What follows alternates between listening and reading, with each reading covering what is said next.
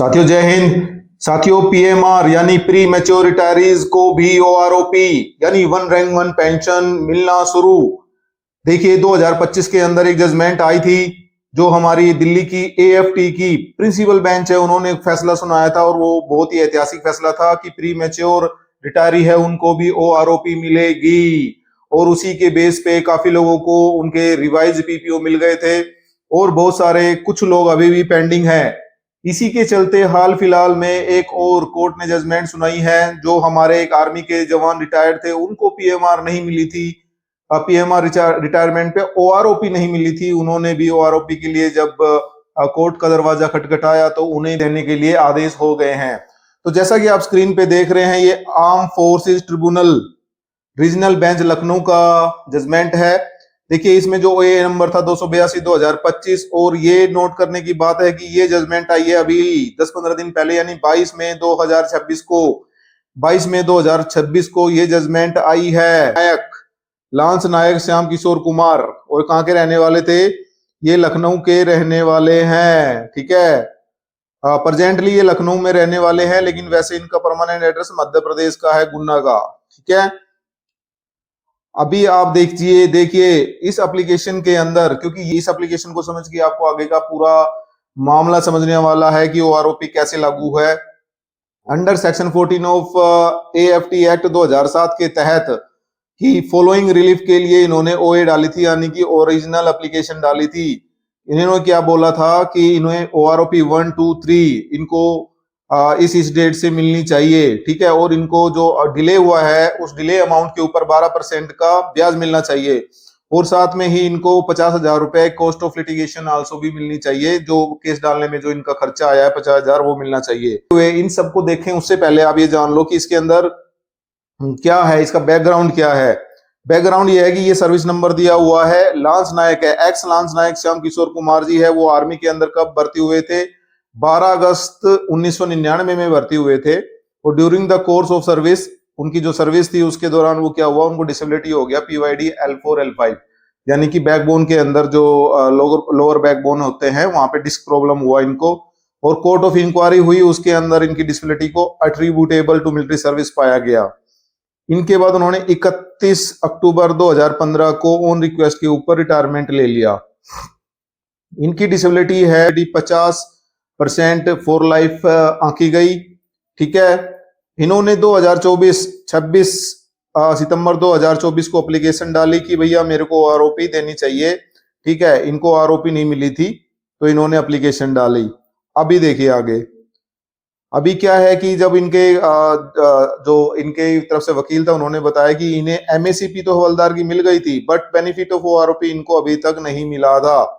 इन्होंने अपनी representation submit करी थी आर्मी के सामने, आर्मी रिकॉर्ड ऑफिस के सामने 26/9/2024 को, but no action has been taken by the respondent for grant of benefit of OROP. देने के लिए कोई एक्शन नहीं लिया गया।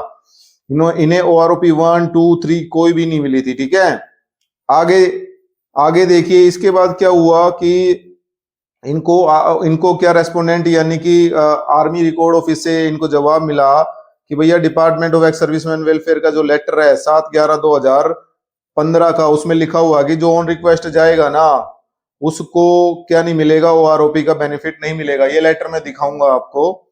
ठीक है, उसके बाद क्या हुआ, चलो दिखा देता हूं। ये लेटर है ये department of ex serviceman welfare का, न्यू दिल्ली का, 7 नवंबर 2015 का, जो तीनों जो आर्मी स्टाफ है, नेवल स्टाफ और एयरफोर्स स्टाफ है, उनको भेजा गया है। 1 rank 1 pension defence forces personal के लिए लेटर आया था, और इसके अंदर ही मेंशन्ड है, क्या मेंशन्ड है इस वाले पैरा 4 में, personnel who opt to get discharge henceforth on their own request under rule so and so। ठीक है, आर्मी नेवी और एयरफोर्स के अंदर will not be entitled to get the benefit of OROP and it will be effective prospectively. तो ये letter था, इसके हिसाब से इनको उन्होंने ये इस लेटर का हवाला देके मना कर दिया ओआरओपी देने से। ठीक है, अभी क्या हुआ, इन्होंने इनके जो वकील थे, इन्होंने जो 2025 में जो जजमेंट आई थी, जो 31/1/2025 को judgement passed by the AFT principal bench New Delhi की तरफ से आई थी, जो केस का नाम था कमांडर गौरव मेहरा इनके साथ में और भी बंदे थे, वर्सेस यूनियन ऑफ इंडिया। इसके अंदर सीधा सीधा बताया गया था कि भैया इसके अंदर सीधा सीधा बताया गया था कि ये रिटायर्ड जो एक्स सर्विसमैन होते हैं, पेंशनर्स को आप डिफरेंट कैटेगरी के अंदर एक डेट के थ्रू नहीं बांट सकते, इस डेट से पहले अलग और इस डेट से बाद में अलग। पेंशनर्स एक होमोजेनियस क्लास है, एक सारे पेंशनर्स बराबर है, आपको अब उनको डिवाइड नहीं कर सकते। कोई रूल बनाना है उनके लिए बराबर बनेगा, रूल लगाना है तो रूल सब पे बराबर लगेगा। डीएस नक्करा केस जो था, इसी को इन्होंने इस जजमेंट के अंदर डीएस नक्कारा केस को ही सुप्रीम कोर्ट का था जो डीएस नक्कारा केस, उसी को यहाँ पे आधार बनाकर ये जजमेंट दी गई थी। डीएस नक्कारा के ऊपर मैं एक वीडियो बना चुका हूं, वो आप मेरे चैनल पे जाके देख सकते हैं। ठीक है, इसके अंदर क्या बोला गया था कि भैया कि benefit of ROP shall be extended to all personnel navy army air force respective of fact that whether a person proceed under the category of PMR cannot be differentiated, और सबको आरओपी दी जाएगी। पीएमआर प्रीमेच्योर रिटायरमेंट भी चला गया है तो भी उनको ये दिया जाएगा।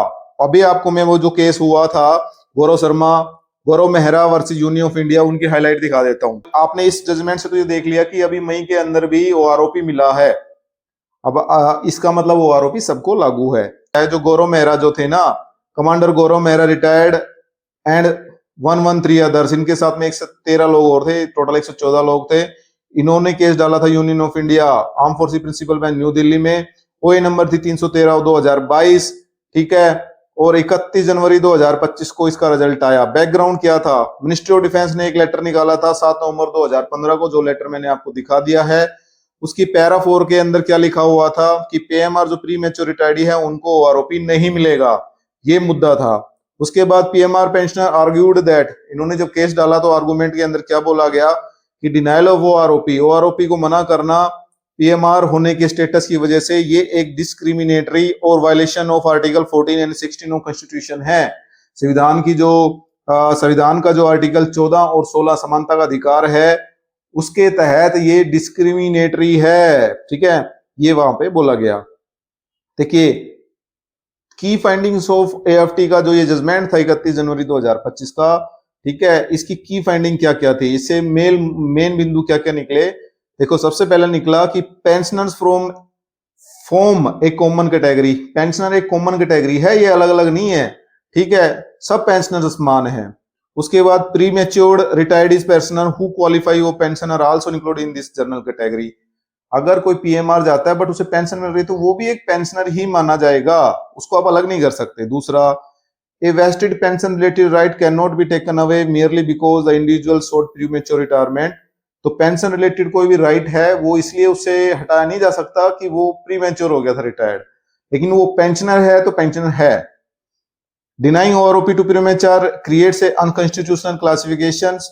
अगर पीएमआर को आप ओआरओपी नहीं दोगे तो ये एक संवैधानिक क्लासिफिकेशन हो जाएगा। ठीक है, उसके बाद creating different category among PMR pensioners amounting to creating a class within a class. अगर आप डिफरेंट कैटेगरी पीएमआरओ के बीच में बनाओगे, प्री मैच्योर रिटायर्ड पेंशनर्स जो हैं उनके बीच में एक प्री मैच्योर रिटायरी और ये वगैरह बनाओगे तो एक क्लास है, यदि बेसिक क्लास कौन सी है, पेंशनर्स, उनके अलग अंदर एक अलग से क्लास बना दोगे आप कि भाई ये पीएमआर पेंशनर्स है, ये बिना पीएमआर पेंशनर्स है, तो ऐसा नहीं होगा।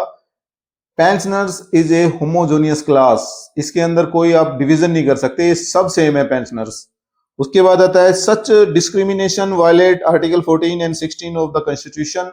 जो संविधान का आर्टिकल 14 और 16 है उसका यहाँ पे क्या हो रहा है, उसका यहाँ पे उल्लंघन हो रहा है, उसका उल्लंघन कर रहे हैं यहाँ पे। ठीक है, तो यहाँ पे बोला भी गया है कि जब pensioners form a common category PMR personnels who qualify for pension are also included in this general category. तो पेंशनर्स एक कॉमन कैटेगरी है, चाहे उसमें पीएमआर हो या कोई हो, सारे एक ही कैटेगरी बनाते हैं। ठीक है, इसके legal principle relied upon main इसका जो था DS Nakara versus union of India 1983 का जो केस था, और state of Kerala versus Vijay Kumar का जो केस था, उन्हीं के ऊपर उन्हीं को बेस बना के ये सब किया गया। और तीसरा बेस था कॉन्स्टिट्यूशन ऑफ इंडिया का आर्टिकल 14 एंड आर्टिकल 16। देखो, डीएस नकरा में बोला गया था पेंशनर्स एक ही क्लास बनाते हैं, होमोजेनियस क्लास। अभी क्या बोला गया, इसका जजमेंट जो है उसके हिसाब से क्या आया और प्रेजेंट स्टेटस क्या है। भैया जितने भी पीएमआर है ना, प्री मैच्योर रिटायरी, उनको ओआरओपी चालू है। जिसका नहीं है आया वो अपना एप्लीकेशन रिप्रेजेंटेशन दे सकता है अपने रिकॉर्ड ऑफिस में। अगर रिकॉर्ड ऑफिस नहीं करता है तो आप कोर्ट केस डाल सकते हो, जैसा कि यहाँ पे इस भाई ने डाला था, जो आपको मैंने वीडियो में स्टार्टिंग में दिखाया। ठीक है, और जिसका अपने आप आ गया है वो आराम से चिल कर सकता है। तो ये एक जानकारी थी। ऐसी ही जानकारी जो आपसे जुड़ी हुई हो उसको पाने के लिए आप इस चैनल से जुड़िए, इस चैनल को सब्सक्राइब कीजिए। मिलते हैं अगले वीडियो में। धन्यवाद। जय हिंद।